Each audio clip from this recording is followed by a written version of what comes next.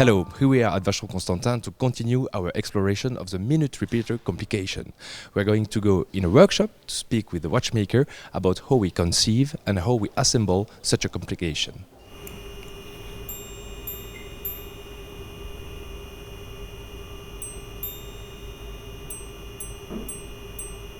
Alors la répétition minute, c'est la pièce au fait va nous sonner l'heure sur demande. C'est-à-dire que la montre sait quelle heure il est. Quand on lui demande l'heure, la pièce par le biais du son va nous donner l'heure. Alors le son grave va nous sonner les heures, le son aigu va nous sonner les minutes et le grave et les aigus en même temps les quarts d'heure.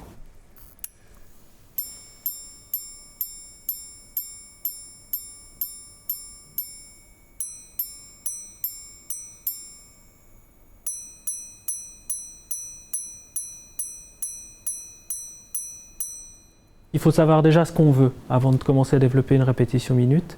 Et après, il faut trouver la place pour les différents éléments pour qu'ils soient le plus adéquatement possible placés dans la platine aux endroits stratégiques. On va recevoir tous les composants, on va les contrôler étape par étape. On va commencer à construire cette répétition minute.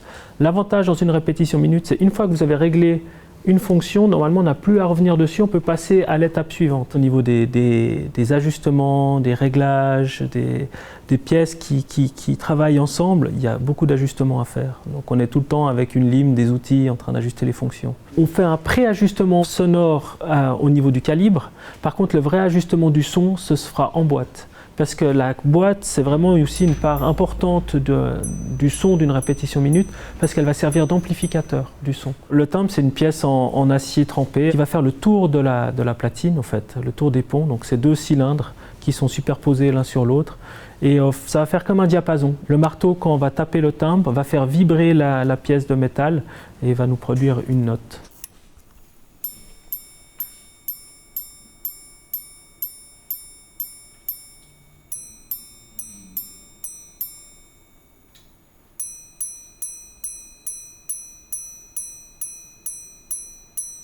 Chaque répétition minute est unique.